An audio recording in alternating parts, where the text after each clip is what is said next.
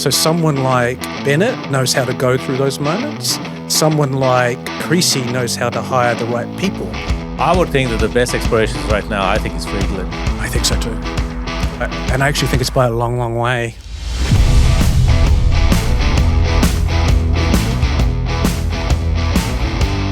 We were talking just then, mate, that discovering something, finding something, like a pure, genuine discovery, exploring a significant deposit, like being part of a team that does that or having a significant role, that is the most like glorified thing you can do in this industry through a combination of serendipity and capability, minting literal economic value into existence for the benefit of everyone. That's the penultimate kind of glory in our industry. Yeah, you're spot on, mate. It takes something special, right? It takes driving forces, it takes human ingenuity, it takes a whole lot, and we wanted to explore that, and the perfect people... Good pun, explore it, yeah. The perfect people to explore that with our guests today, mate, Ahmad and Steve, who taught us also a bunch about podcasting. They are, Ahmad, Saleem and Steve Beresford are, first and foremost students of exploration history, but they're explorationists themselves and have made significant contributions to their various interests in the industry. Let's just get to it, because it's this was a wiki combo. We start talking about podcasting because they were the co-hosts of Exploration Radio, which is a phenomenal old podcast. If you ever get a spare 70 hours to listen to all of their episodes, it's worth it. And you can feel their fantastic passion for this beautiful industry. So here we go, mate. Let's share the conversation. And some people have to just socialise with you. They need to get into the conversation. They're nervous when they start because they've treated it like a public presentation or something. That's why in person is so much better. It's harder to build that rapport if you're just zooming someone in. Completely. So like this, we've already spoken for 20 minutes before. Yeah. If you're someone you've never met on the other side of the world, it's harder to build that because you're like, all right, you ready to start filming? Like, that's right. Yeah, exactly. You kind of do. So, the other one is, in a modern corporate world, people want to be very careful what they say, and it takes a while to remove that. Just that little comfort level of, I've pre-planned 10 things that I must say. I must make sure they go in this order. It's like giving a presentation and turning up and finding a slide that you don't know what it is. Everyone goes, that's the worst thing you could ever do in giving a talk, is be so procedural that when something goes wrong, you freak out. Yeah, and you fall apart. You fall apart because your procedure has just fallen apart on the stage right in front of everybody. Whereas if you actually put together the talk logically and you know your own material, and if the slide turns up and it's not what it's supposed to be, you just keep going. Mm-hmm. You are unfazed. And I think also things like the pre-plan, like when we did it, you got to remember, we started podcasting 10 years ago, right? Like that's when we first started. So it's a completely different landscape than what it is now. People understand podcasts.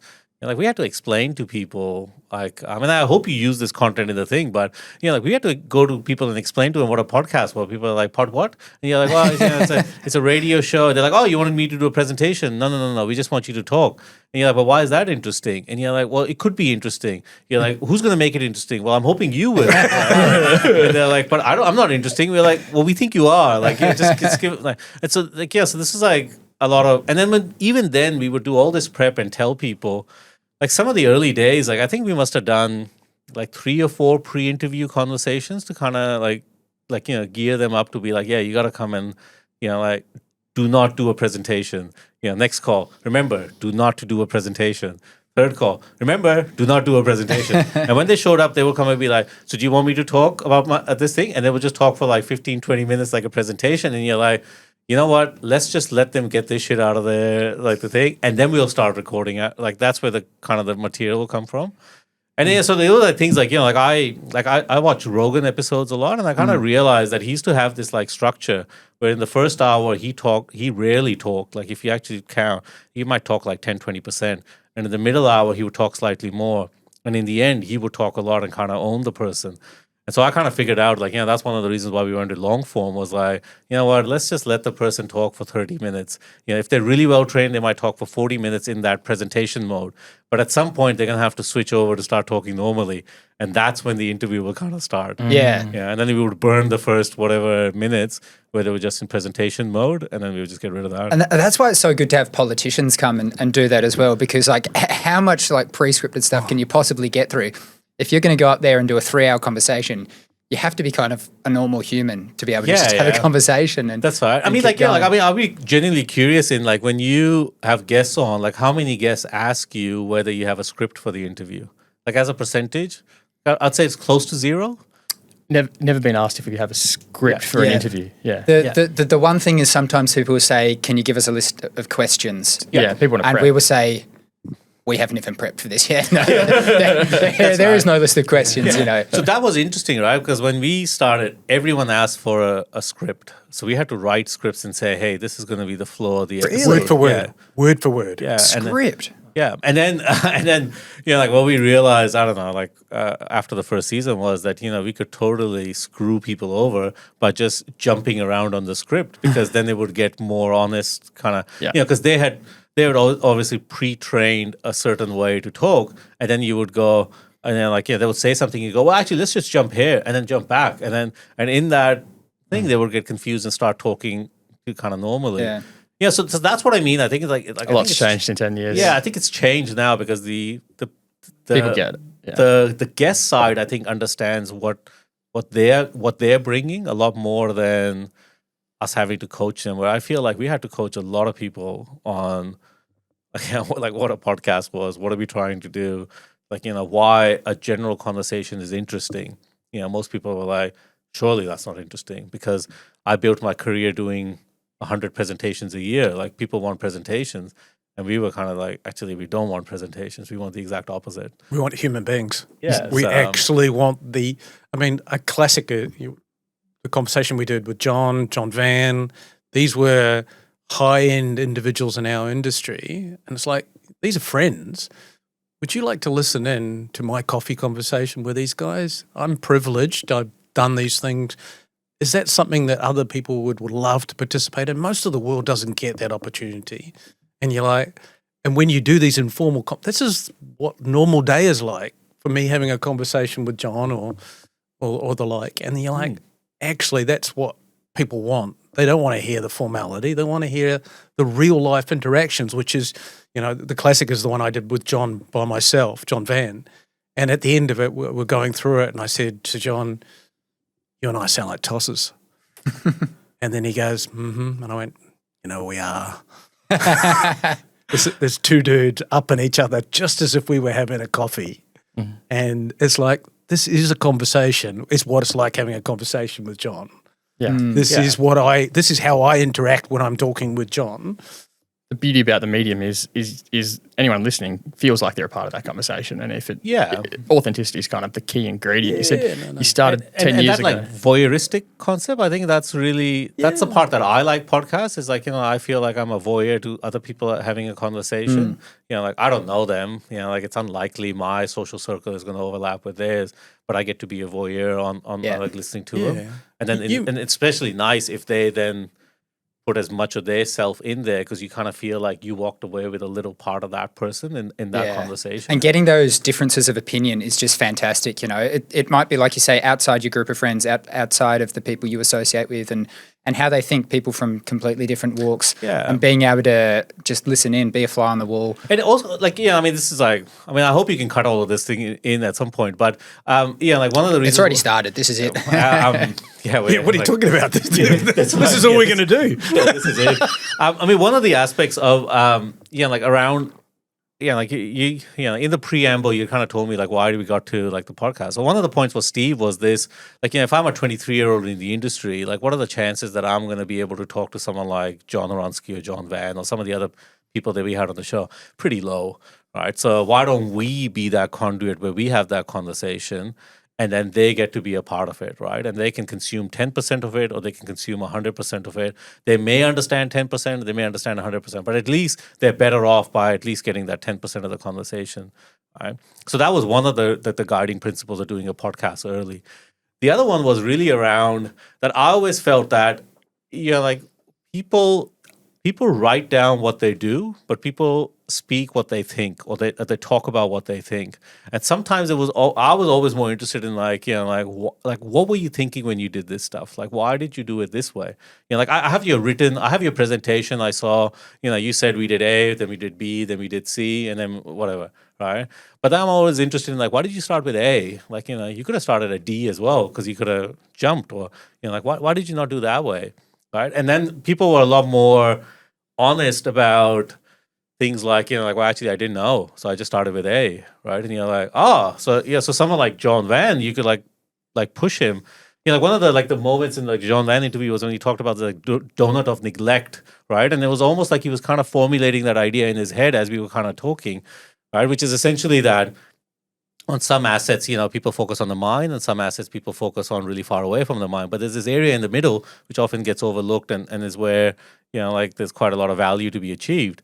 And then as he was talking, you could kind of figure out that he didn't quite get the concept completely himself, but he was willing to put it out there to say, hey, I'm working on this idea. He's not going to go and give a presentation on the donut of neglect, because he has to have analytics to show, like this many opportunities were missed in Anglo at the time, and this blah, blah, blah, blah, blah. Like, this is how the budget was a proportion this way.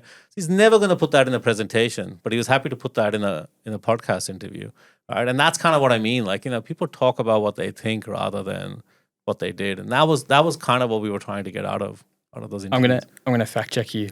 Mm-hmm. You just listed 2 reasons why you started Exploration Radio. I happen to have a clip where you articulate very. I don't know how long it's been since you've listened to this. I remember that music. I'm Ahmad. And hi, I'm Steve. And welcome to Exploration Radio, a podcast focusing on the past, present, and the future of mineral exploration. Now, some of you out there might be asking, what is mineral exploration and why does it matter to me? Well, there's no denying that we now all live in a society that increasingly relies on technology on an everyday basis. And as our reliance on technology grows, so does our reliance on the raw materials, like metals, that make a lot of that technology possible. So the challenge is that we have to be constantly searching for new mineral deposits to replace the ones that we're exhausting and using up. This is where mineral exploration comes in. It is the science and practice of finding these new mineral deposits. As explorers, both Steve and I have spent most of our careers searching for new mineral deposits.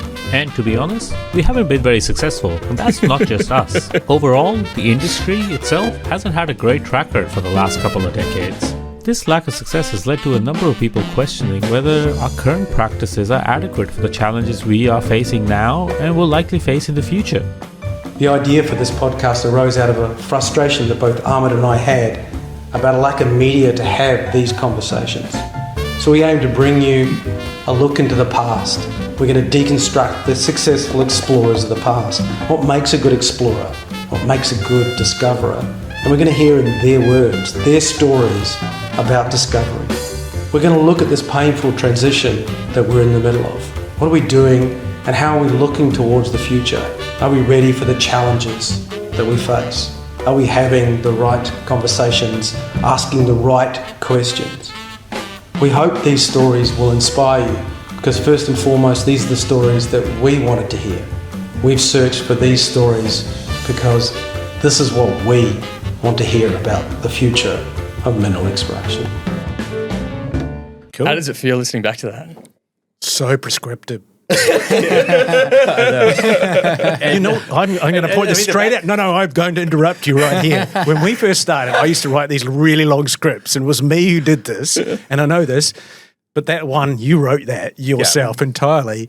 And then it was me who went the path of going, you know what, we need to be way less, and you disagreed with me. You were like, no, I like, it needs to be organised and everything like that. I went, no, let's just talk rubbish. But I know that I was the dude, I wrote my part of that. I know I was the guy who started us off on the whole, writing it out formality, flowery language, everything. I mean, before that, I think that, I don't know how long that script took, but it was weeks in the making, right?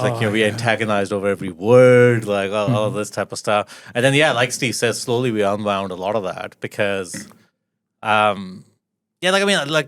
think we also have to talk about the fact that, I made this comment that we started 10 years ago, right? And at that time, like the leading podcasts were really, like serial or like, things that were like very well researched and They were great. High production value too. There were radio people going into podcasts. Yeah. And so, like that was really the soup du jour at that time, right? Like out of the top, whatever, 20 podcasts, aside from Rogan, like, maybe, I'm not sure where he was in that ranking, probably would have been high. But most of them were all of these kind of like highly serialized kind of podcasts. And so when we would like tell people we're doing a podcast, like you'd have to kind of create an environment that fitted the zeitgeist at that time, right? In podcasts. So that's why we started, I think, like very, very scripted. And heavily edited, even though we were early on and the technology was nothing like what you've got. If you take some of the hours that went into editing them, and you were like, we can't keep up. We are the fundamental limiter is our editing time. I mean, the editing was high because we were just so shit at it at the start, right? Like, I mean, like when I listen to that, like I can. How you hear certain audio and you know exactly where you were in that time? Like that is all recorded. I think that's like number, I don't know, whatever take of me sitting in my car in a Kohl's parking lot with towels around recording that, right? And so that would have been like, I don't know, a couple of hours of me just recording the same thing over and over and over to try to get the sense of how the audio works. And even like, like your clunky background kind of audio, you can tell, like I can tell he's definitely sitting in his car somewhere or some parking lot because of the echo that comes in the background, like all of that stuff, right? Like, that's... I reckon he's in a little room. Cars have phenomenal acoustics. So I reckon you're in like a tinny little room somewhere. Occasionally I would do it in my office, but I got a glass screen and I was... and a glass wall as well. A glass wall. And so everybody can see me. Yeah. And, I was a senior person in the company. It's a bad look, just sitting there at lunchtime or whatever. Just either you've lost your marbles, or you're just talking to yourself, or people think like you're just completely checked out, where you're just recording scripts that we were like. As soon as we got a studio, the whole world changed because we were serious about acoustics, and that was you. You were 100% driven on making sure that we were serious about changing that, and that was a big step for us, eh? And also like things like like now you guys have this capacity, right? Like. A lot of the tech that you probably have in this room probably didn't exist for podcasting 10 years ago either, right? So we, so the podcasting studios we had to go to, like we were really in a music school, in a back room in a music school that we paid to basically have the desk and the mics and everything put into place so we could actually use it as a podcast studio, right? Because we could find nothing outside of renting a professional radio studio, which is like thousands of dollars, whatever it was a day. Right, so it was very like bootstrapped in that time, not just from the fact that like we were a podcast about mining and exploration, but also the fact that we were a podcast in Perth. Like there just weren't a lot of places that we can kind of go. Now you have things like the Hen House, like where they have these excellent podcasting studios that are custom built. More and more popping up, yeah. Like walk in, like turn it on, and then bang, you're done. Like that didn't exist. Like we would have to like. In the early days, I would have to show up with our producer, Dan, at that time, and we would have to take the table, put it in this location, move all the chairs in, set up all the mics, make sure all the cables ran into the control room, all of that stuff. And then it all had to get packed away at the end because I'm not sure what it was used for. I think it was a storage room or something. I can't remember. So we'd have to take all of the shit out of the storage room, put it in the hallway, set up the room, and then pack it up away.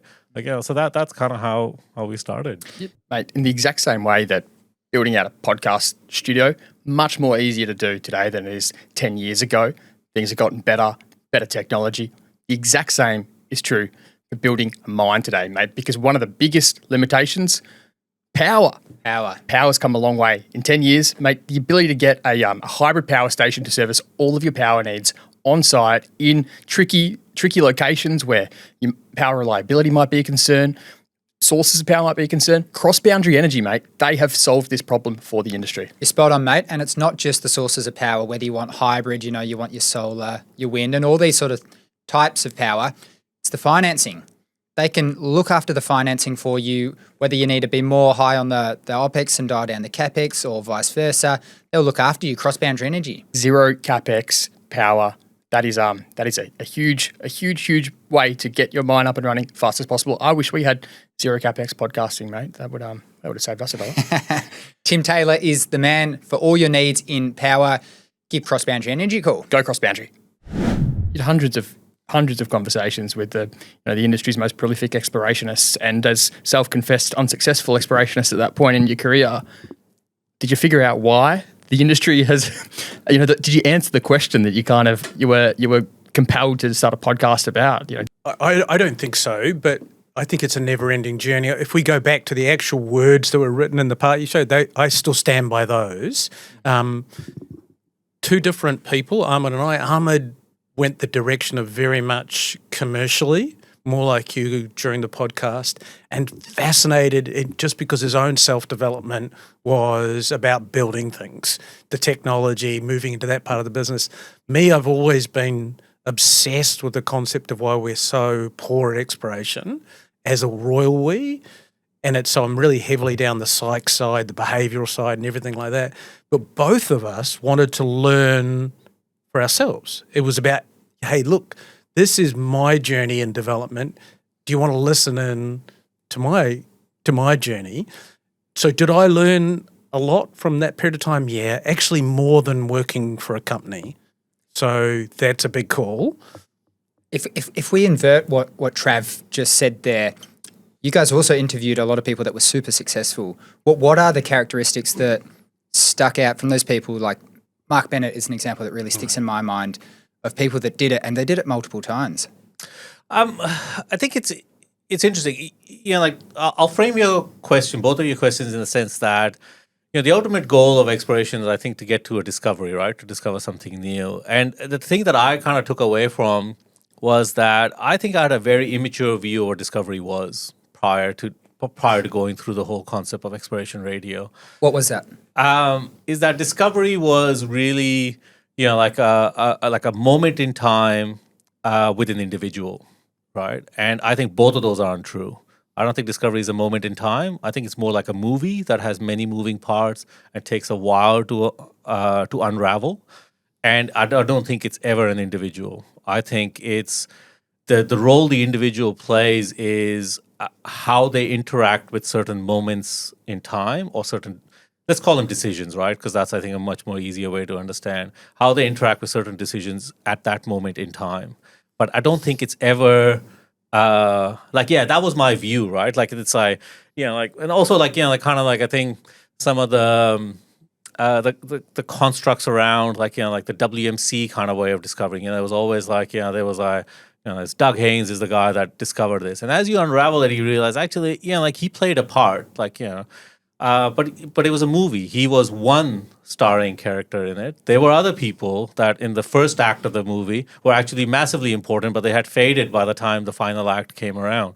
And so I think that's what I kind of got out of it, was that, when you look at successful people, they, they were important, but they were in an environment that I think allowed them to be successful because of the people they had or the way they interacted with moments and all of those type of things.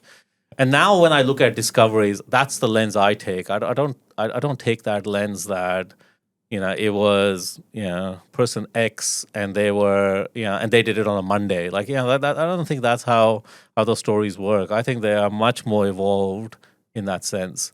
And that's the lesson I got out of it. When you talk to them, like Bennett, you talk to him, I'll give you an example. The discovery of Sirius doesn't happen if Bennett was not in Apex. Right, and Apex was a corporate disaster, we talk about it on the show.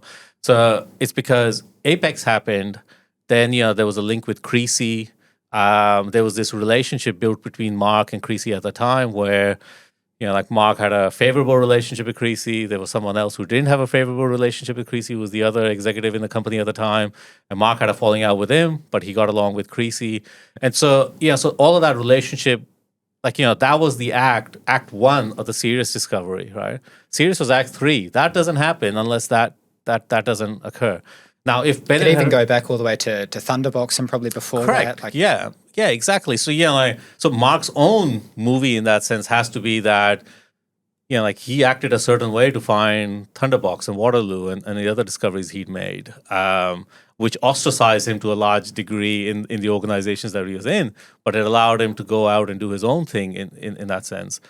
And so, so that's what I mean. That's the thing that I got away. And I had seen Mark probably talk about Sirius, I don't know, 5 or 6 times during that time. And I don't think I ever got that part of the story out of him until he came on the show and he kind of he unraveled it all. And maybe he unraveled it in real time with us. I think so. I think I can remember back to the second interview, or the second part of the first interview we did with him, where I think we got him to a space where he was saying things for the first time. So everybody, and one of the things that is a mistake about discoveries is they're told retrospectively, and all the warts are ironed out retrospectively. And it isn't just corporate speak, it's just human nature. So if exploration discovery happens under such high uncertainty, nothing like the rest of the mining chain, that when we look back on it, like orders of magnitude higher uncertainty is what we do. We solve for uncertainty. But what people don't realize is it's just full of moments of absolute indecision. Decision paralysis is the norm in this business. And so it's easy to not act. So someone like Bennett knows how to go through those moments. Someone like Creasy knows how to hire the right people who go through those moments. Yeah. And I learned, and I actually learned this from Ahmad during the podcast because we've spent a lot of time together over the years. Ahmad has a tendency to act before I do. We've had this conversation many times. We can tell some stories about this. And he solves for these problems, and it's taught me. So now I spend a bit of time probably overly talking the talk. Nowadays I walk the talk way more than talking the talk.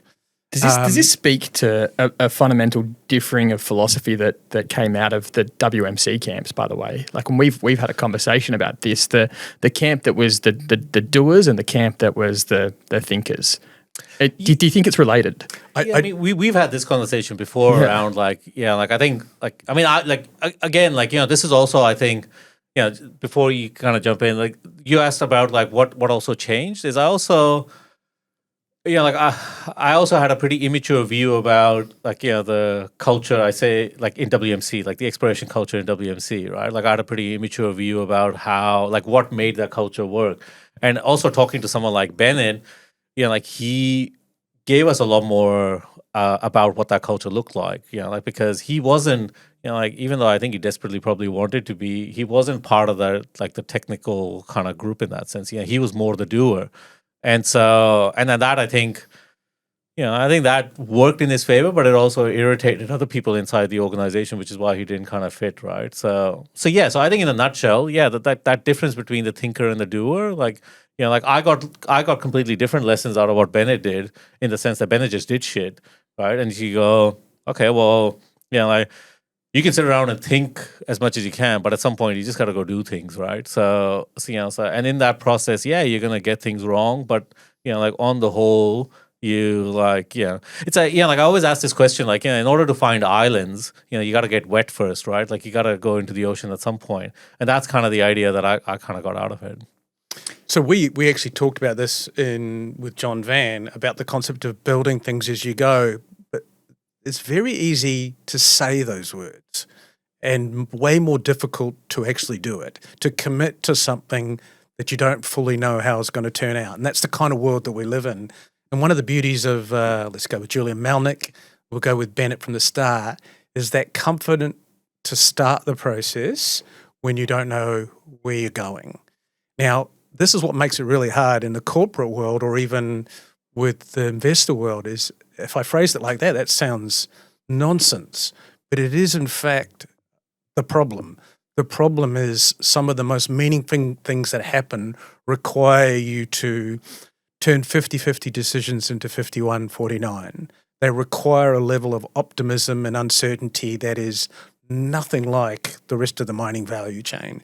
And one of the things that I think I learned through the podcast is we have lost the ability to treat mineral exploration as a completely discrete and separate challenge to the rest of the mining value chain, because we've lumped it all in, because they are the client, because it is one process, because we are funded by them, and we have allowed ourselves to not be brave enough to stand up and say, hey, wait a minute, we are nothing like this in terms of personality styles and drivers. What's the special sauce that makes us drive is X. And we should be in a world where we can live inside the both organizations with vastly different diversity, cognitive diversity. Now, it's all well and good to say that. Try doing that inside a corporation. It's actually quite challenging, but that is the challenge. And part of the reason we're getting our ass kicked by, let's call it autocratic countries, is because the more and more people you involve in the decision-making process, the harder everything's going to get. And we have to solve for that question. We have to solve for that, because if you want a democratic way of doing all this, why are you asking why Friedland and Bennett and Creasy and you name it are more successful?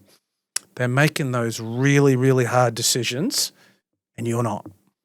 You also wrote not too long ago, I think you posted on LinkedIn about this, about a sort of decline in exploration across the Western world, and that's not limited to mineral resource exploration. Why do you think that is? So I think one of the things that I've learned across this process, and the podcast helped because you got to talk to a lot of other people and bounce ideas about this, is that most of our issues on a daily basis are what I would broadly call behavioural. And I'll actually challenge anybody who's listening to this who's in exploration. As scientists, we tend to solve problems with science. We tend to look at it through a scientific lens. As investors, we tend to solve things through our finance. But actually, what are the problems you are dealing with on a day-to-day basis? I would say nearly 100% of mine, and I'll challenge anyone else, these problems are behavioural. That is, why are people doing things like this? So let's give a concrete example. Why do people believe that advanced projects are low risk?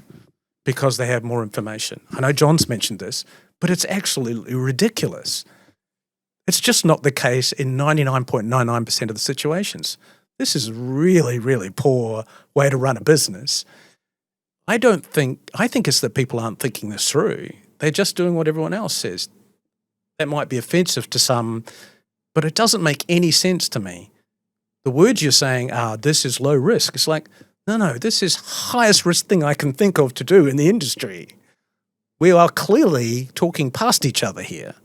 We are clearly not talking the same language. Maybe it's semantics, whatever it is. We are not communicating because I don't understand what you're talking about. I really don't understand. Yeah, and I think this is, it's a good point. Like, this is another thing that we often talked about, and this is like one of the things that we wanted to get out of certain interviews often was this, like this fuzziness about why people couldn't go and kind of do something, right? That they, like what was the barrier? Why it kind of got to that? And when you look at, like certain successful people, like, we've had like Chuck Fipke, I think was the same. Like Bennett would obviously be the same. Like all of these individuals, you kind of like Malnick was a classic one, right? Like Julian Malnick, like he developed a company because he'd read the story of the Glomar Explorer, like this ship that went out and explored the bottom of the ocean, right? And so he like that's all it took for him to go and start a company about deep sea mining because he'd read a book when he was, I think he was 14 or something. I don't know, when he was a teenager, right? And you go, man, like his threshold was pretty low, right? And so, and obviously, like we have sat in, you and I have sat in the same organizations, and we would go and sometimes look at, like, how come we didn't do that? And it's because, somewhere along the line, someone had set a threshold that was so artificially high that we were never going to do it because it was easier to say no to not doing it than to actually go do it. Yeah, Malnick started a deep sea mining company because he had a childhood kind of dream about the Glomar Explorer. That's fascinating. So that sounds romantic, and that's, to answer your question properly, exploration is actually a universal biological trait. We don't really think about it like this because we work in mineral exploration, and all I've been trying to do is get people to realize that this is a universal trait for all biology. And I can give you hundreds of examples. And as a result, there are many things that we know and learn. And so it's very clear that the world is backing away from this. We could go into why, because one of it's fairly logical. So let's throw one example up. If I give you access to absolutely everything you've ever wanted, every piece of information you think you wanted, then you are going to react to that information. You can maybe try and curate that information, but you're going to be swamped. Let me phrase it another way. You are distracted. You are distracted by volume of data, not necessarily volume of knowledge. Let me tell you that most of the things you need in mineral exploration are not written down. They're 100% tacit. So when we see people going AI route, we see people with the obsession with ChatGPT, you are philosophically and biologically not aligned with what needs to be done. You have gone down a path, and I understand why. It's like my phone. My phone just gives me the content that it knows I want to see. That's happening to all of us, and it's getting worse and worse. Now, everybody at this table knows this is the case. The real challenge is not what I've just said. It's actually how you deal with it. But the reality is we're avoiding. So why would we avoid something? So let's make it a honeybee. Let's make something a little bit more concrete. You're a honeybee and you want to go off and find some The honeybee part is the more concrete part for people. You wait. I never said it wasn't abstract. So actually, just a detour on that. A lot of people like go that. What is that Modern Family like famous quote? It's like she's like standing in the meadow with a ladder, and it's like, and how big was the mouse? He's like, well, it was as big as a car.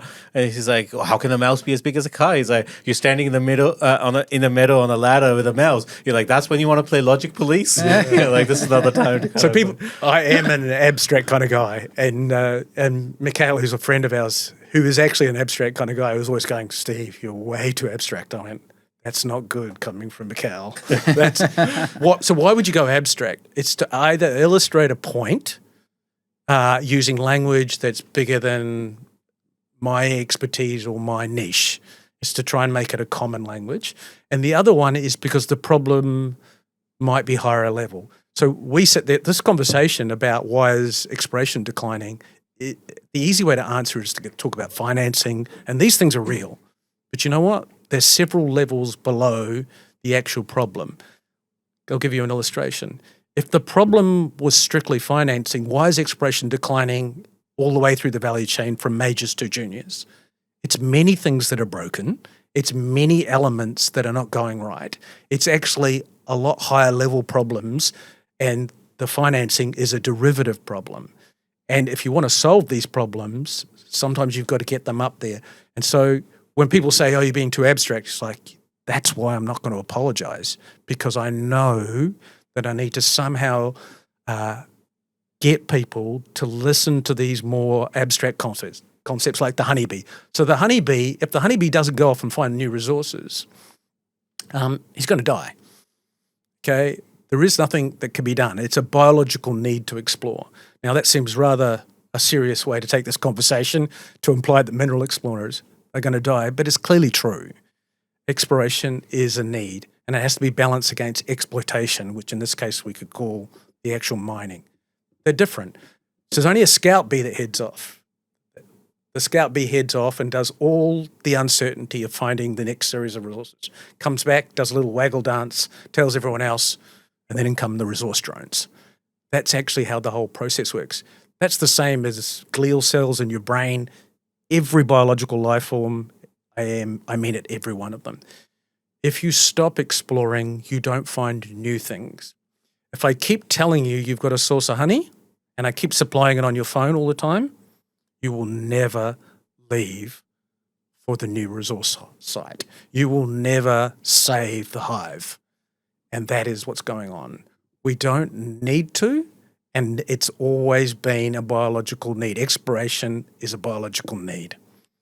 And I think, I mean, so now you get a window into the conversations we used to have before we did. Like Steve would go on these abstract things, and I would walk out going, "Oh, what the hell we were talking about at the end?" Like, how's that? Like, how can I condense that into a podcast episode? I don't know. Like, can we go interview a honeybee? I don't know. But like, I mean, one of the things that we like, it's always interesting when people always ask me, like, why is exploration so bad now, right? And I think. Yeah, so like what we wanted to do, and I don't know how successfully we did it, right? But we wanted to go through the gears, right? To say that, the obvious thing is that, there's like a capability and a finance problem, right? Like, like we probably don't have the right amount of capability inside companies to properly explore, and we don't have the finances to kind of do it, right? Like that's I think the immediate thing. Then you can go, I think, all the way to the other end of the abstract and go, well, like are we like culturally or like socially in an abstract way, are we culturally and socially in a point where we just not value exploration the same way as we value exploitation, right? Because that could be the other things. And so when we like, we would like dissect these kind of like these topics on our podcast, we were like, well, how can we condense something really big into something small? And how can we have something small and show how it impacts on something greater? Right. And I think like exploration kind of sits in this sense. I'm not sure, like my personal belief is I don't think there's one or the other. I think the finance problem, I think, is a small thing, but I think it leads to a bigger thing where, like if you're someone that wants to go explore, you're probably not incentivized to kind of start an exploration company because you're more incentivized to start a exploitation company. So you yourself change your skill set to go down that path, right? Like, like there's no like, and you see this in like, it's not just exploration, like, like I play around in the startup space and you're finding it in startups as well, right? That like there's now a completely different shift in, like, I'll give an example. Like, there was a pretty well-known rule that in order to get to a unicorn, $1 billion company, it would take you X number of years. And that X was a large number, like 7 to 10 years, right, to get to it.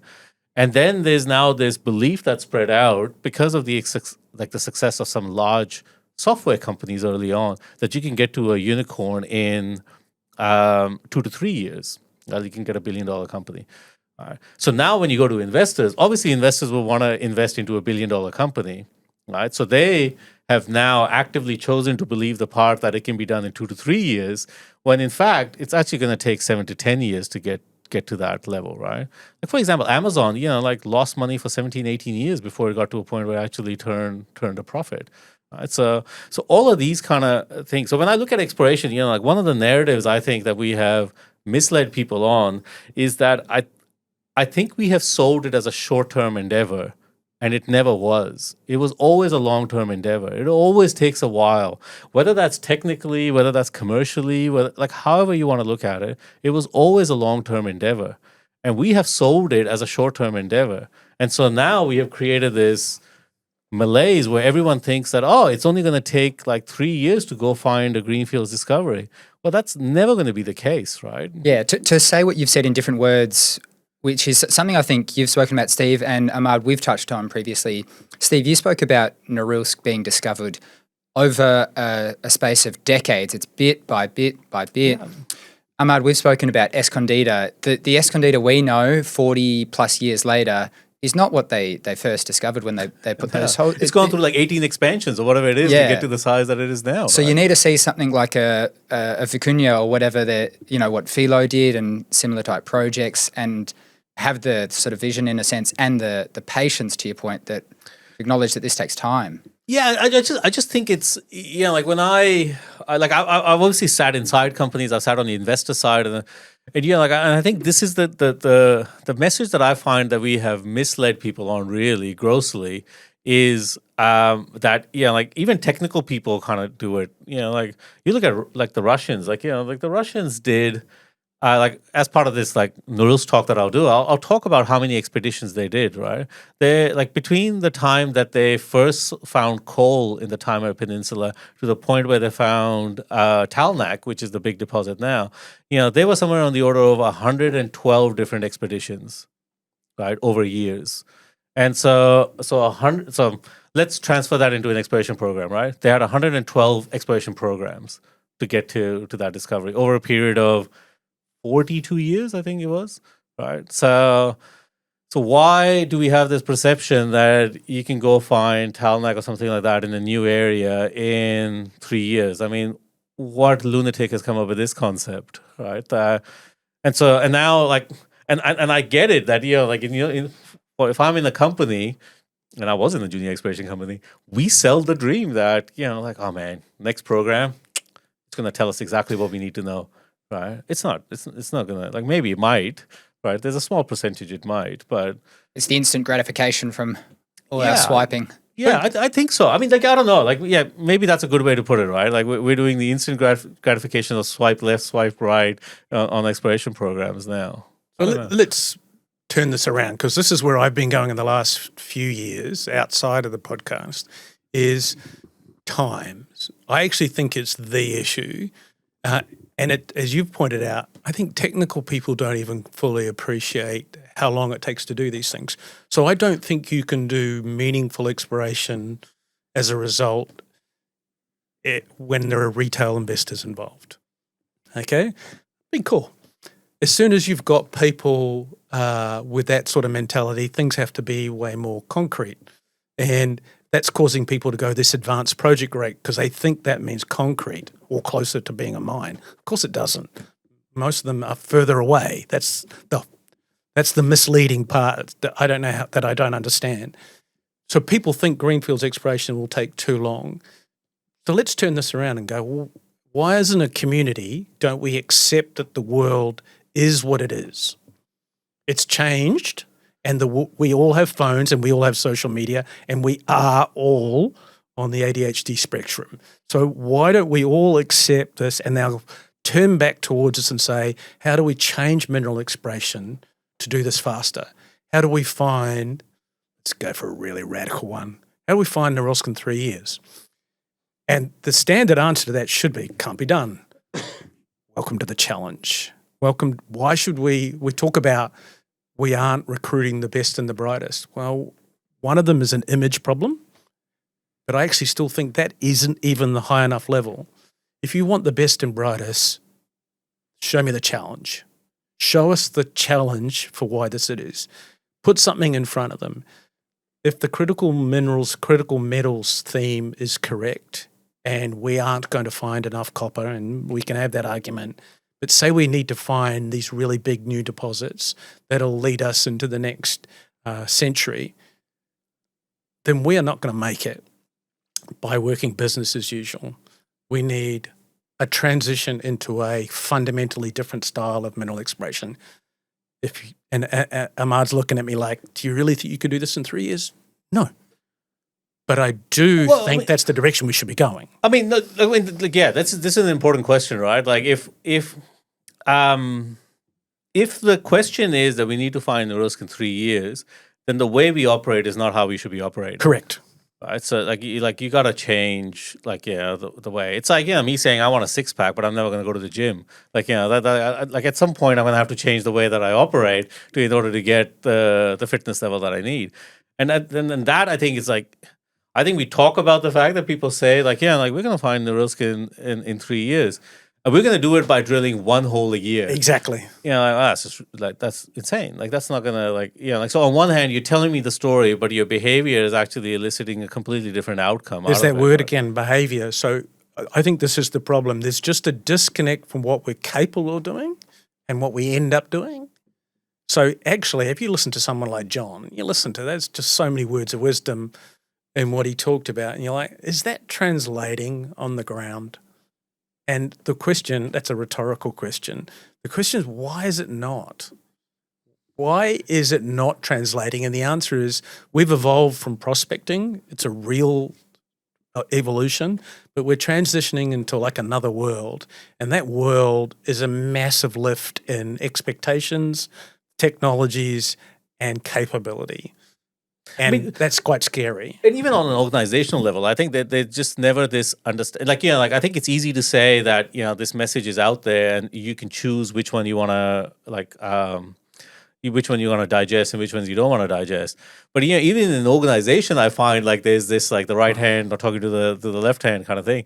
Where I remember we were both in an organization. You can go check out which organization was in our LinkedIn profile. But where we would be we want to find a world-class porphyry deposit. Yeah, and our own internal analysis showed that it would cost somewhere between $100 to $200 million to find one. Yeah, and then our greenfields exploration budget to find a world-class porphyry deposit was $4 million. Clearly the guy that sits on the other end of the dog bone that I sit on the desk is telling me that it's going to cost us $200 million to get there, and you're giving me $4. That's a strategy built on just luck. Hope. It's built on hope. So yeah, back to your point, which is really, we want to find these special deposits. So you mentioned philo, or we could go back to the Norilsk and stuff. Not all. So let's rephrase this. It's an axiom. So in other words, it's a fundamental belief that I have that's different to a lot of other people. Those deposits are not bigger versions of smaller deposits. And as a result, they require different mindsets and fundamentally different approaches. So you can't just turn up to any random deposit and turn it into the next Norilsk or turn it into the next Escondida. It requires a dedicated act. A lot of people think that's just too hard to do. But I'll tell you what's really hard to do. It's really hard to find something like that without doing it. And that's the biggest problem that we've got. So if you don't, and this is another one of my abstract moments, if Columbus doesn't leave Lisbon, he's got no chance of finding America or whatever he finds. It just isn't possible. That's what we learned from the podcast as well, from Bennett and these people. A lot of people are saying they're doing something and then never leaving the port because maybe they don't know how to, or maybe they disagree with that axiom that I started with, which is that these are different. Maybe they go, no, maybe mine could be different. Sure, serendipity is a genuine, real thing in discovery, but if you keep turning up to the same abused flower beds and hoping for a Norilsk discovery to drive the hive, you're making this really, really hard on yourself from a business perspective. You are actually strategically dropping down the probability of success and the ROI. You are, and you don't know it, but you are making this so much harder for a return than you need to. Yeah, to get to the same goal. Yeah, and I mean, I think this is where, I think your question, what's kind of the ailments in exploration. So I think that's kind of the part is that maybe we just don't walk the walk anymore, right? Like we're not really, because maybe we've been lulled into this short-term malaise of trying to do things in a short-term period. I mean, one of the other things that I now when I look back at all the content that we created, one of the things I would do something I would do differently is really work on what were some of the environmental kind of aspects that created certain exploration success as opposed to not, right? I mean, I think you posted this thing about the explorer's gene, and I think I think there is that component in there that maybe we're not. You can look at that view in two ways, right? Like I always think about it this way, in that I think we are far more governed by our environment that we work in than any intrinsic kind of motivation at times, right? Like I think there are very few people, and maybe that's what separates the really successful people like Elon Musk and these guys, where their intrinsic motivation always overrides the environment they're in. Always. Yeah. Like if they want to do something, they're just going to do it. And it's also a trait that a lot of psychopaths have, right? Because, because they will not be bound by the environment that they're in. So hence the fine line between, is Elon a psychopath or not? Anyway, that's why I think that exists. So when it's garnered, I think, to a positive outcome, you get the wonderful things that Elon's done and you create, wonderful things. And that's, I think, what that Explorer's Gene kind of book was talking about. I think that family had that, intrinsic kind of thing where they will override whatever environment they're in to get there. Whereas I think a lot of the other times it's the environment that kind of dictates how people behave and curbs their behavior a lot. And I see this a lot in the startup world that, a lot of entrepreneurs want to be, they want to be the Elon Musk where they have that intrinsic, override to the environment. But a lot of them are actually dictated by the environment they kind of sit in. And I always look back now in exploration, the stuff content that we created and how would I look at exploration. And one of the things that I often kind of feel is that I think the environment that we've created in a lot of groups, exploration groups, is this fear of failure kind of environment. In that, and I express this, and I will define it clearly in the fact that failure is equal to incompetence.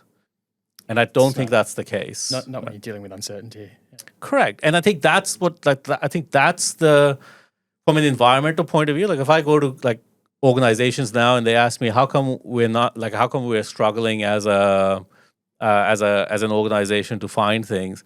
I always think about the environment you've created, and often I find the environment they've created is that failure equals incompetence, and so hence nobody wants to risk that, right? In so many different sectors, we are very scared that the Chinese or the East, if you like, will do these things before us. And, metals and mining is no different when it comes to the downstream parts of it. And I asked this question knowing you've both worked at a Chinese business, but do you fear that that part of the world has that sort of motivation or will make these big discoveries and that becomes a geopolitical issue?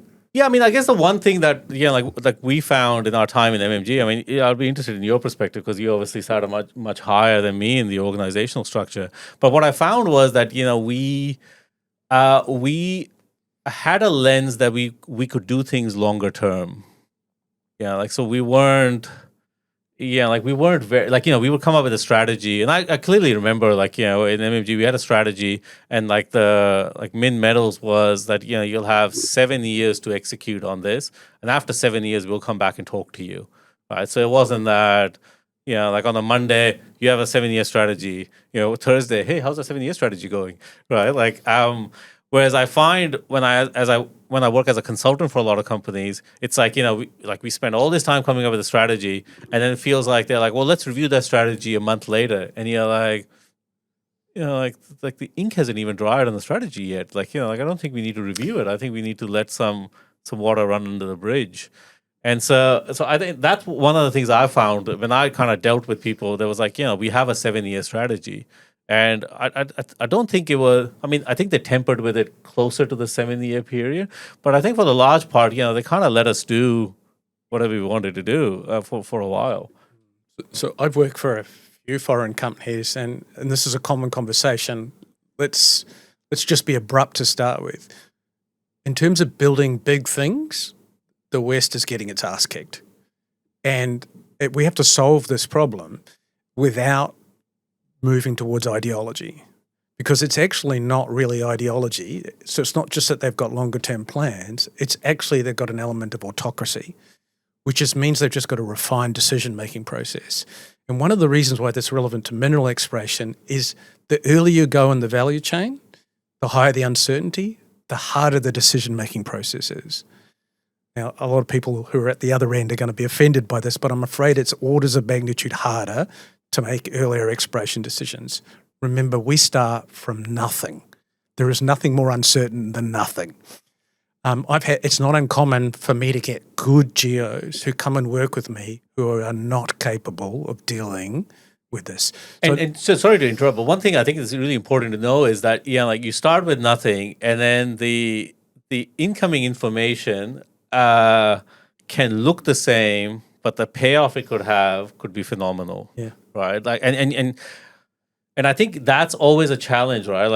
You look at an early stage project, and you guys always ask me this stuff, previously when I've been on here, you talk about what project is going to be the next big project, right? And sometimes they look the same, right? There's something and I think that's hard. I think that's hard to communicate out, to go, well, why would you believe in this and not this?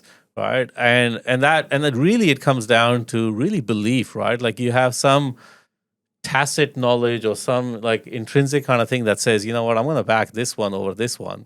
Right. And that's, I don't think that's the easiest thing to write in a memo to someone and say, I believe in this. Right. No, when we're trying to translate this from the abstract through to, say, an investment community. Well, it's like WMC probably did this, where Roy Woodall would have the relationship with the people that were in certain things, where they would go, I'm going to go and talk to Steve, and if Steve says it, I'm going to back him. So you know what that is? That's trust. And the problem with bigger, more democratic organizations is trust doesn't scale. And that's actually what we're solving for. So the Chinese, as you mentioned, have solved that element by taking it away. And so we're offended. We're offended, or the Russians, we're offended by that comment, but actually it is a way of getting stuff done. Actually, Elon Musk has taken that away as well. The reason why he's successful is because he solved that problem. Let's come closer to home. Why is Mark Creasy or Robert Friedland successful. I honestly want everybody to have a go at that, because Robert Friedland has found multiple world-class, true tier 1 ore bodies. You cannot ignore that there's some secret sauce going on there. And so if you're inside a big corporation that's doing nothing, look over the fence and ask yourself what's going on there. Well, one element is that Robert, and it's probably sounding abrupt, has the ability to make these decisions. It is entirely about the ability to make decisions under very high uncertainty. So what do we need to do there? Well, the first one is own that. Own the fact that not everybody is capable, and that it isn't actually even a critique of your capability. So actually, let's use a real material example inside geology. The difference between an early stage exploration geologist and a mine geologist is more than where they work. It's actually their comfort with uncertainty. Let's make the word uncertainty a little bit more abstract. Uncertainty, phrased in common parlance, is anxiety. The two are synonymous. If you're under high uncertainty, you are under high anxiety. So you can now see why it's not normal to deal with this kind of level of uncertainty. It's not normal that everybody wouldn't, it is normal that everyone will want to avoid it. So why is everyone avoiding it? Because it's human nature. So what kind of special circumstances are required to solve it? Well, autocracy is actually one way. Let's try and think outside the box. Let's assume that the world doesn't want us to go down an ideological-based solving mechanism. Let's say it just wants to improve something. So why is it taking too long to build like Sydney's airport? So why are these big things taking so long? Why are they running over budget? It's the same problem. We're running into high uncertainty and we're getting more people involved to make the decision. More and more people who are uncomfortable with the uncertainty of making decisions. So what's special about Chuck Fipke? Maybe he goes straight through the uncertainty without even considering it. That might even be insulting, but that is one way to deal with it. That's no different to the Chinese going, I'll solve it. 10-year plan, autocracy, problem solved. Solve the problem that you've got, but don't complain about that you can't solve the problem, because that is actually the problem, that we're choosing not to solve what seems like an intractable problem. I've got 5 layers of management to go through. Well, that is my challenge. 5 layers of management. You know what happens? If I've got a good idea for the next Norilsk or the massive discovery, if it has to go through 5 layers of management without regressing to the mean, that's a hell of a talking. Somebody has talked their ass off to get through 5 layers of management. The only way you get through 5 layers of management is if the idea is obvious. Or they just end up doing it without any kind of like consequence, right? And I think that's the autocratic way, right? Where they just they take that decision out of other people's hands and take it upon themselves to do it. Yeah, like, and I think that, I mean, like when I met and interviewed Chuck, like, yeah, every time you asked him a question, like, like, why did you do this? He's like, oh yeah, I thought it was something I needed to solve.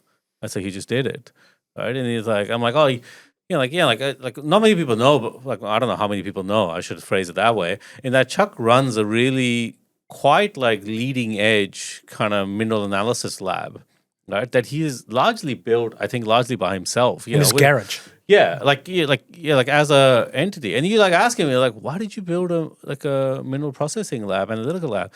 He's like, well, it was the one thing I knew how to do and I could make money on. And then so he just started, right? Like he just started in his garage. He processed other people's samples. And then he obviously along the way he figured out that there were issues in this way. And so he just kept building these things along the way.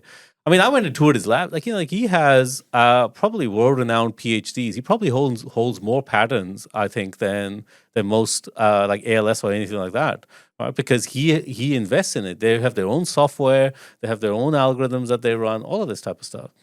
He does it because he wants to do it. He takes a decision out of like other people's hands about why, like, should he do it? Should he not do it? And so I think to go back to your question about the East and West, I think like what the East does is the the general level manager, the 5 layers of middle management that most people in the West have to go through, they just tell these guys, you don't have to think. Here you go. This is what we're going to do. Just make sure that you do them all the way to the end, right? And then that's what they do. Now, there is a consequence to that. Like, it's probably not the most efficient way of operating, right? But I think that efficiency, maybe if you translate it into a certain level of failure rate, I think they accept that they're just going to have a certain level of failure rate as they go, and they're happy to wear that during the process. Whereas I think we are paranoid about that level of failure because we have to justify like how we wasted the money. We're going to waste the money anyways. Why don't we waste it and learn something along the way rather than having endless meetings in 5 levels of management and wasting the money anyways? Let's talk about the new emerging country in this space, which is Saudi Arabia. So Saudi, to me, is in the same situation as China has been. They're starting from near zero in terms of mineral exploration, but they're heavily committed, and they bring in the best and brightest, and they're going to do it differently. And they've committed so heavily to this process.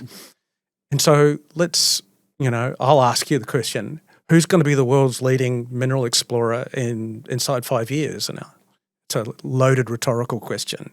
That is what's required. And they have huge amounts of bureaucracy. So this is going to be fascinating to see how they develop this, because they don't have the same autocratic development. They're capable of it, but they don't at the moment. But they have, like, I mean, I used to live in Melbourne. Like, one of the joke I always told in Melbourne is there's the Westgate bridge. Like, it's taken 20 years for that bridge to add 2 lanes to it, in that time. In that same time, the whole city of Dubai was built. So an 8 million person city has been built in the same time that we, like in Melbourne or Victoria. That's an Australian success. It actually got done. Yeah, that's right. That is true. That is the positive spin that actually... But as someone that used to travel across the bridge, did my life meaningfully change after the upgrade? I don't think so, right? So I think the Middle East or some of the countries, they have taken somewhat of a like Chinese approach or Eastern approach and gone, we're going to do this, right? Like, we're going to build an island. It's going to look like a palm. We're going to do it, right? And people are going to be like, it's insane. You haven't sold any land. Yeah, but that'll happen.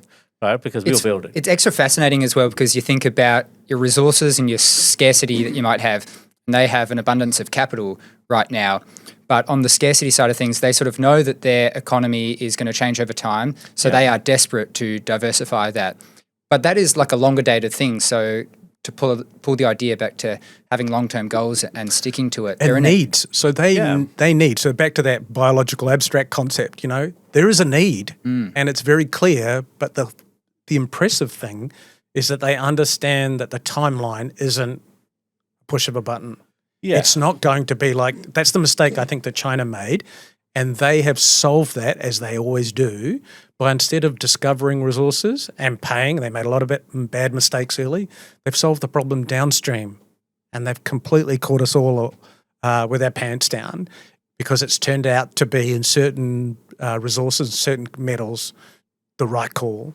Absolutely. I've been to places in China. I've worked for a few times in China. I've been to places where there's capital infrastructure and no mine. So they built the capital infrastructure when there's not even resources present. And here we are scrapping and saving and trying to find capital. They have capital first before resources. It's extreme. And it can be like to the extreme where, I remember working on a project where we had intersected like sulfides, and I went out on my swing, on my 3-week swing out. By the time I came back, there was mining equipment that had been brought on site. And I'm like, what's that? And they're like, oh, that's a processing plant that has been shipped down from wherever it was shipped down. I'm like, what are you talking about? Processing plant? They're like, oh, you hit sulfides. I'm like, yeah, we've hit sulfides in like early stage drilling. Like what are you talking about? And they're like, yeah, well, we've got it. Like, you found something, it's going to get processed. Right? Like now that's maybe not the most efficient way to operate, right? But someone is taking the bet, right? Someone's taking the bet that, hey, you have something, essentially it's a bimodal decision, right? Like, it's either yes or no. Either we're going to mine this or we're not going to mine it. Well, we have the equipment. If the equipment's here, we'll mine it. right? And then they've already kind of made that decision go forward. Whereas, like, I don't know, how many engineering studies do we do, like, to try to decide, should it be mine, should it not be mine, should it be mine, should it not be mine? And like, I'm not sure that improves the odds in whether things get mined profitably or not. There's one other aspect I can't help but think of, and Trav and I were lucky enough to travel to Africa earlier in the year and chatting with some people at various operations, certainly not Western operations, and the swings were 5.5 months on and 3 weeks off. Yeah. It's that is not necessarily something we want to aspire to here in the West, but it's something that needs to be noted. So just the point, your point is so important, which is people are solving problems in the way they can, and our immediate reaction, of course, is we don't like that. Well, the message is actually try and find another way to solve the problem, not just solve it using the same tools that you've got. Maybe we can't solve this problem. If I go back to my time in First Quantum, we had everybody on 4 and 2 rosters, and they would mature to 2 week on and 1, and everyone goes, that's outrageous. Try hiring Australian. One of my favourite people, I won't mention her name just to stop embarrassing her, was an Australian who came to work for us. But we put people all over the world. They got real greenfields opportunity. They got a chance to live the life. And pound for pound, they are better geoscientists, better explorers. But they did some hard yards, but they lived the life. We promised them opportunities in the middle of Africa, chances to work in Spain, remarkable things. But all you had to do was come and live by the roster that we needed for the locations that we wanted to work on. And anybody who didn't want to come, like, well, you don't really want to do this. And of course, that is unacceptable, but we never lost anybody, because in the end, and this is why I talk about motivation, in the end, mineral explorers are very simple creatures. We are driven by the chase. And if we're not mineral explorers. We're a different form of geologists, and that's okay as well. There is no judgment, but those who want to do this will, 5 months is pretty extreme, but just adapt it to what you think is appropriate. What you can't do is explore properly on a roster that's close to 1 week on and 1 week off.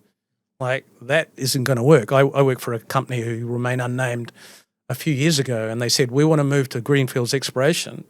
And everybody said, we want to still live on the mine or still live in Perth. And I went, well, that's cool. And they went, what's your words of wisdom? I went, can't be done. And they went, what? I went, no, think about it. It just can't be done. And I gave them various other pieces of advice on how to do this. But if people don't want to do this, it's a self-selecting criteria. Mineral exploration is not on a mine. Mostly. Mineral exploration is this lifestyle. If you don't want it, that's fine. But there are people who want this. Yeah, I mean, and one of the comments I'd make, around your, 5 months on, as someone that grew up in Pakistan, I have a different view on that as well. In that, when I grew up, there was the concept where someone in your family would go away for a large time. A lot of people in my family would go to the Middle East to work, and then they would largely sacrifice a large percentage of their time with their family. But the fact that they did it, the sacrifice they made, would actually make not just their immediate family, but the wider family much better off. So culturally, obviously now growing up in the Western world, I see both sides, right? I see, I probably wouldn't do a 5 month roster, but I also accept why certain people would. I understand the sacrifice they make on the whole actually improves lives for many people. Circumstances are completely different. Yeah, and so I always think that if I take the lens that I live in Perth and apply it there, it seems unreasonable to expect someone to work 5 months of the year. But if I take the lens that person sacrificing a certain part of their family life or working 5 months improves their family life drastically enough where their kids have a better opportunity and their other family members have a better opportunity, I don't necessarily look at it as a negative. I think it's actually like I think it's commendable for them to kind of do that aspect to kind of improve other people's lives at the expense of not improving their own in that sense, right? So to turn that around, instead of saying let's not go for the 5 months because I think that's extreme, let's go for something like 2 weeks, which would still be longer than most of the industry.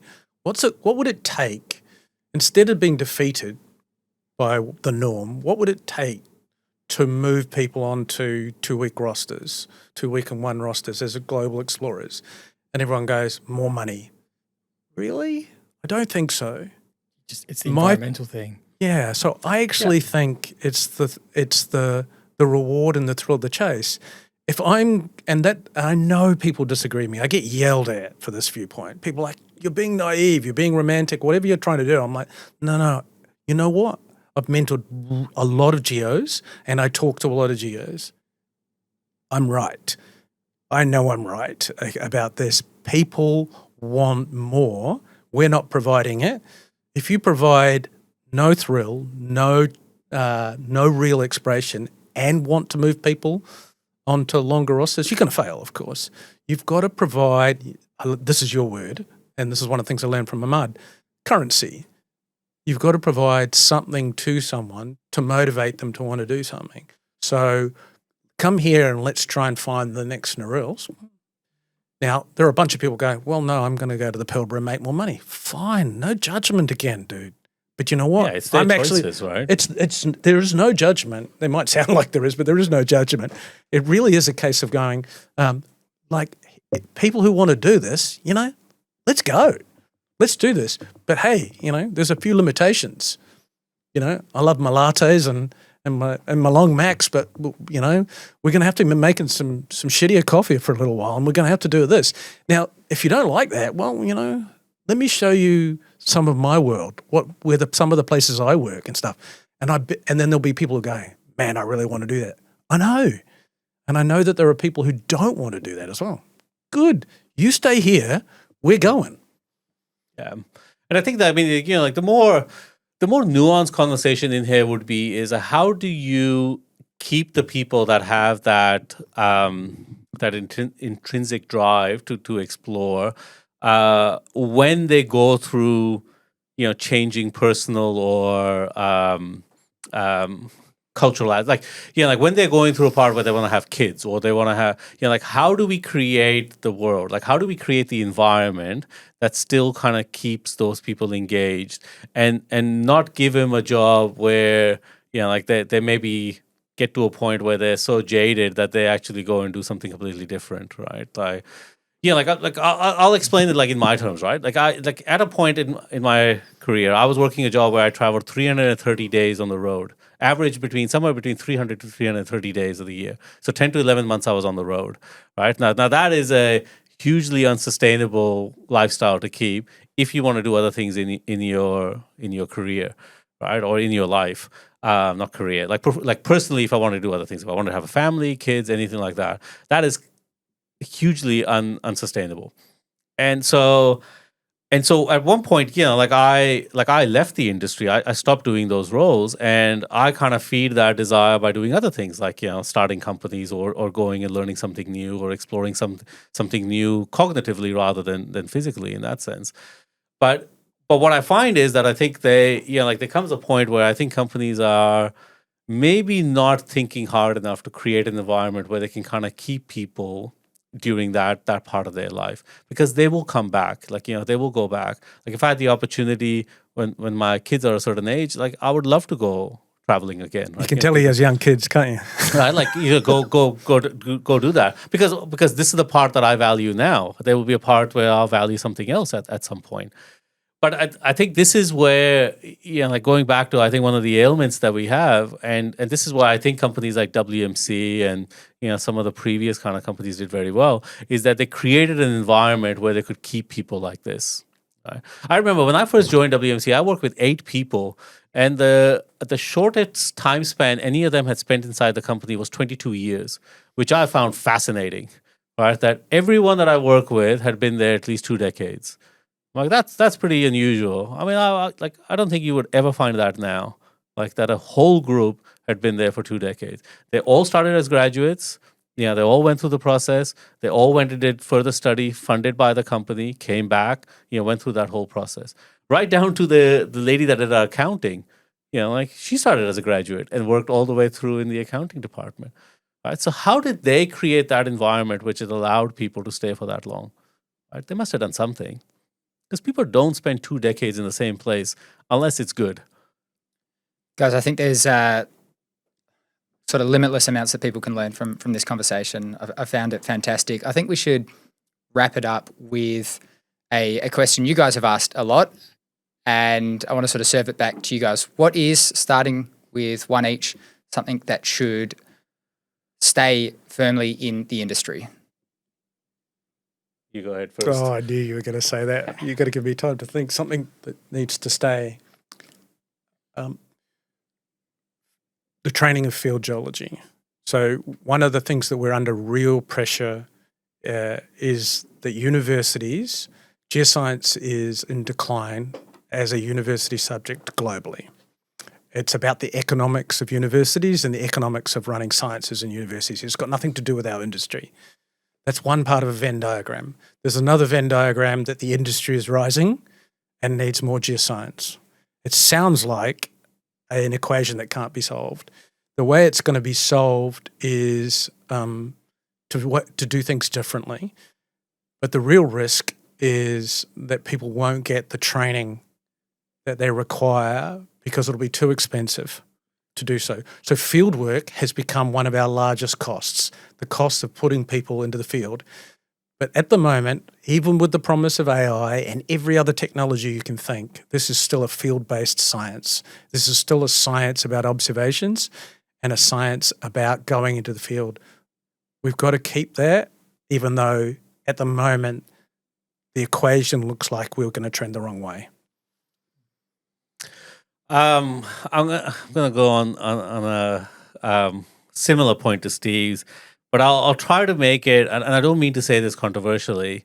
I actually think that the idea that we should keep in exploration that it's not all about the rocks. I actually think it's about people. I think it's about the environment you create. It's the culture. It's the relationships you foster. It's all of those intangible things outside of the rocks. Now, I get that. I take your point. I think you still have to treat people, like train people so they know what the rocks are. But I think there is so much more you could do that we just don't do at all, because I think we just don't put any value onto any of those things at all. And what's something that's got to leave the industry, guys? I'll go first since I threw you under the bus last time. I would say that the one thing that I would say that we have to get rid of is this this idea that this one-size-fits-all paradigm works.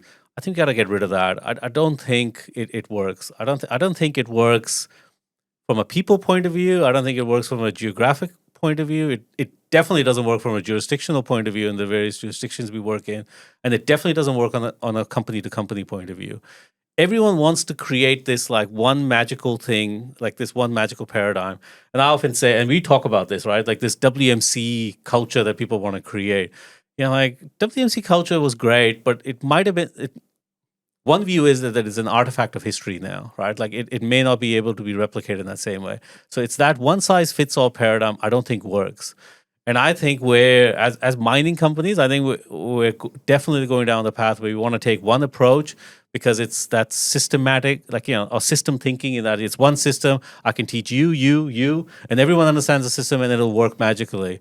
But you're an individual, and you're an individual. Like your ability to look at that, like the conversation we talked about rosters. Again, I have a completely fundamentally different view on rosters that you have, right? Based on how you look at it. So does the same approach work for you as it works for me? I don't think so. I think we need to have that leniency in there. And the way to have that is to not make it system, or to make some parts system, but make some parts of it a little bit more human and allow people to kind of add to it. So the idea that I in a long-winded way, the idea that I think should die is this one-size-fits-all paradigm. Just don't think works. And I've actually changed my mind just from listening to you, and I'm actually just going to amplify the same comment because I think it's the problem. I don't think we've ever been more conformist. We live in a time of massive development of diversity, and yet we are making people the same. And that isn't going to work. One of the starting premises, all the way back to the abstract again, is that these are different characteristics. If you don't want to acknowledge they're different, then you are literally following people into decline. We cannot afford to build businesses so teams are not made of the same people. They're made of complements. One of the reasons why Ahmad and I started working together, we're just very different. There are different things that we do and want to do that help get the complete job done. That is not a fatal flaw. That's actually a secret to building a team. A team is about finding complements, not replicating yourself. I think we are incredibly conformist. Yeah, I mean, we started this whole premise in why did exploration radio work? And I think that's really the reason, right? I would have a certain view of looking at things. Steve would have a certain view of looking at things. Was it a situation where it was completely free of tension or conflict? No, they're definitely. I jokingly always say this, Steve and my relationship was very much like, if anyone that ever followed Seinfeld, it was Jerry Seinfeld and Larry David, who were continuously trying to quit the job of writing the show. There were times where we would go, I just don't really know how we're going to create this, right? And I think you got to have that healthy level of tension. I think, so if you're an organization, so here's something that, to extend that point, you can take as an organization. If you're an organization and you don't have the ability to handle a certain level of tension between your employees, I'm not sure, you got to question whether you're actually going to get to something meaningful, because I think you need to have that kind of tension between people to get somewhere. So especially in a world like exploration where so much is unknown, you have to have that. I don't know how you're going to be able to do it without that. I'd frame it, just because we keep going back on each other, I would frame it that there's not enough leadership and there's too much management. People are trying to manage into conformity as opposed to lead and allow people to just develop their own idiosyncrasies and their own personality come through. Sometimes the secret sauce, let's make a compliment towards my former co-host. What's special about Ahmad is his individuality. What's a pain in the ass about Ahmad is his individuality as well. He does things he wants to do. He really does. That is a special characteristic, and you've got to learn how to deal with that, or we're both going to have exactly the same ideas. I've selfishly loved the responses, but I have to pin you down for a few rapid fire. You just got to say the first thing that kind of comes into your mind. Okay. Not allowed to justify. Is this a special part that you guys wanted to do? This is me managing your individuality, mate. Perfect. Good. So if I fail this, then I'm deleting it. Individual. The podcast's not going up. Yeah. Exactly. The most memorable podcast conversation you ever had over the 10-year journey? It was a lady named Samantha. I forget her last name. It was about serendipity. So it was this researcher that researches serendipity. Mm-hmm. It's probably one of the few times where I've had a Skype call or whatever it was at that time that went 8 or 9 hours. I just talked to her the whole day, and she was based in the Netherlands. And I remember getting off that call at 2 o'clock, 3 o'clock my time, and going, wow, I just talked to this lady for a whole day on the phone. And yeah, so that's the one that it always sticks with me about the stuff that I learned, because it was just everything that she said was just completely new to me. Steve, the one guest you wanted to have a conversation with on the podcast but could never get over the line? So many. Man, that's opening up wounds. So we really wanted to talk to David Lowell, and he died.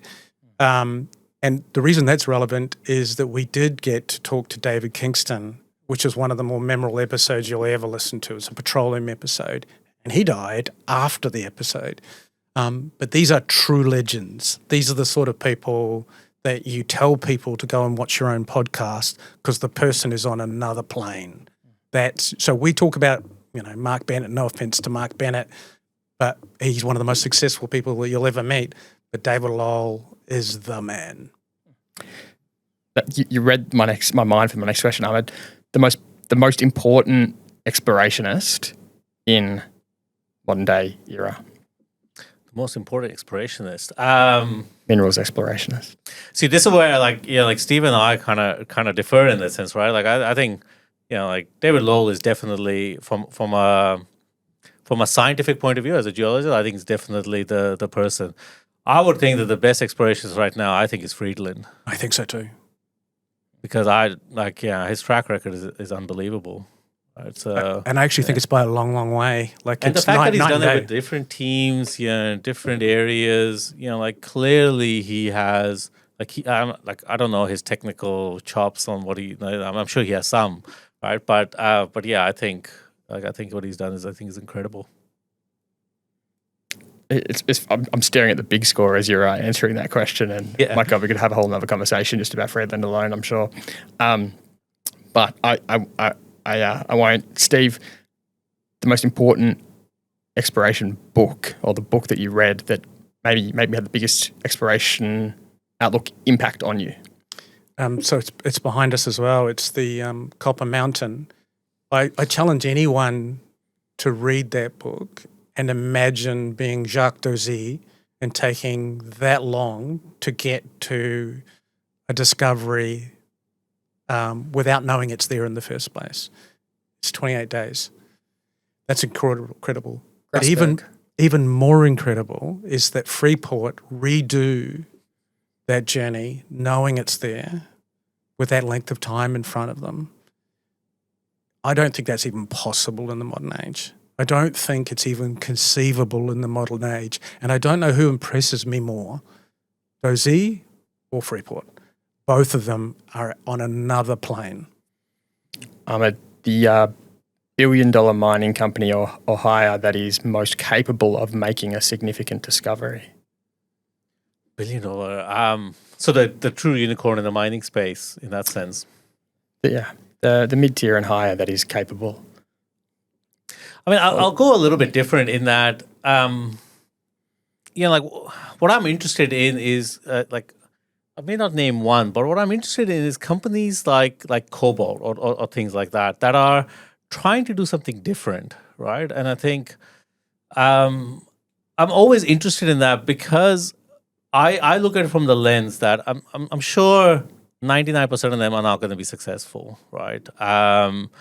But what I'm interested in is there someone that can come out and set up a new paradigm, right? And then how does that happen? Like how do we go from the point of looking at exploration like a certain way to completely changing it and looking at it a certain way? And so I think there's companies like I know Cobalt has its detractors and it has all of these kind of issues of whether they're a true exploration company or not. But I think what they're doing that's interesting is that they're just able to access a source of capital that I don't think other people have ever had. And so if they can combine that source of capital, which is really the thing that's like hurting a lot of other companies, and they can combine it with the fact that if they take a longer term view, which I think they're somewhat struggling with, which is why they've gone down the path that they have, then I think that would be an interesting kind of company to then see. Steve, the most gripping discovery story of all time. Look, I'm talking to somebody who's almost obsessed with the discovery of Norilsk and Talnak. It's been a life's work almost to put it together because it's not something that's in the public domain. It's the deposit style I focus on, but it's just it's almost from another era. It feels like Columbus kind of like story, right? It does. It feels like it's too inspirational. And I think that's the same with the discovery of Grasberg and Etzberg. People will immediately go, no, we're not doing it because it's too aspirational from our current starting point. When we're getting on a plane and flying off in our orange suits, we just can't imagine how we can go from there to there. Are either of those two the best site visits you've done as well, or have you got a different answer to that question? So this is actually one of my how long have we got here? 'Cause this is one of my favourite topics. You can't read your way to the success. There's so much to read and it's easy to imagine, but you've got to get off your ass and do stuff. And so Ahmad's been to Norilsk. I've had the fortune to both work in Western Siberia and be at Norilsk. if you see a supergiant, like something, so Octobrisky is 53 times the size of Nova, okay? You're not looking at a comparable beast. No offense to Nova, I love the deposit. You're looking at a very special moment in your own personal life, in your own personal development. So clearly, that's what I call a teacher. So I believe that there are ore bodies that are teachers, and it isn't necessarily all about grade, although that's got to be something. Like it could be something it could be diversity. So a couple of days ago, someone posted something on the internet in Russian on Norilsk, and it was a phenomenal piece of work. I went to the bother of translating that in the last few days. So what I did is went through a OCR, followed by automatic, followed by manually went through every single line to translate this, just to give it to people so they could see the diversity of things that was in there. And I got an email back from someone this morning, and they went, "Oh my God, that's different." I went, "I know. Imagine if you could have seen these like I've seen these with my own eyes. I honestly wish you could have seen through my eyes, because you wouldn't have the same opinions about these sort of things. You've got to go and do this because it's teaching you. And we do the best we can with teaching, but go. You just got to go. It will change your life. I mean this so seriously that you should pay for it yourself if that's your only option, because it will change your life. Who was the guy you interviewed once on Exploration Radio, and he was renowned for doing these site trips and he'd coordinate them? Mike Porter. Does he still do them? Or not anymore? No, he's retired now. But yeah, I mean, I think that's that's why I wanted to kind of get Mike, right? Because I think Mike, I mean, to like Steve's point, I had studied Norilsk, I studied Mafic, systems for a long time. And then when I went there, I think I came back with an understanding that overlapped maybe 10% of what I knew before going there, right? Because, when I went there, I was part of an international consortium, but I consciously made a decision to actually not hang out with those guys. And I spent most of my time with the exploration and the mine geologists and people that worked at Norilsk, because I wanted to figure out how did they look at this ore body. And the way they looked at it was completely fundamentally different to how we looked at it in the West. So the classic is the chief geologist of Octobrisky, which is the world's biggest mine. I'm not sure if he knows what he's doing, but my God, does he know more than anyone else? Yeah. That dude could talk your head off for weeks and you will learn, but he's got some crazy ideas. But the bottom line is the man works on the world's biggest deposit. That's like going to Olympic Dam, but it's 1.5 times the size of Olympic Dam. That level of complexity, you could spend your whole life there and not touch the surface. That's not the same kind of experience that some deposits give you. Now, you can do it with small deposits. So the real answer to that is, so to answer that question fully, the people who will be listening to this and go, but I can't go to Norilsk. Not only is Russia not an option for me, but actually foreigners can't visit Norilsk in the first place. They never could. They never have been able to. You have to get very unless special you go with a documentary film crew and then or in my case, you work in an alliance with Norilsk in Russia. So you can't just choose that. So it seems unfair to name something that the majority of the world who's listening to this podcast are like, I can't do this. So you've got to come up with something that's easy. There's deposits like Manali, which sit in Zambia, which have so much complexity in such a small space. I call them teachers. It's actually an uneconomic deposit. It doesn't sound like a very good teacher, but it is a microcosm of Norilsk. And that's the best that we can do. There are options in Australia. You just got to constantly go, not everything is the same. So let me explain it fully. The third largest deposit of this type is Jinchuan. It's an awful teacher. Shotcreted immediately after production, seismically active. Oh my God, it's just not a teacher.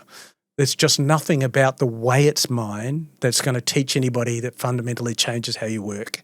So there is a difference, and I know it's a nuance that I've learned through experience, but I do pass it on, because the one thing about experience that you want to pass on is, how could I shortcut your learning?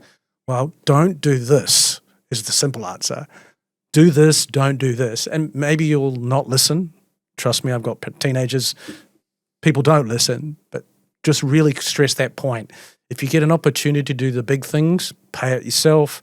And if you can't, look for the little microcosms that teach you. But it isn't everything. The passion you guys have is palpable. I love it. And I am sure our audience will just sort of gobble this one up. So really appreciate it, guys. Thank you. Thank you. No worries. Thanks for having us.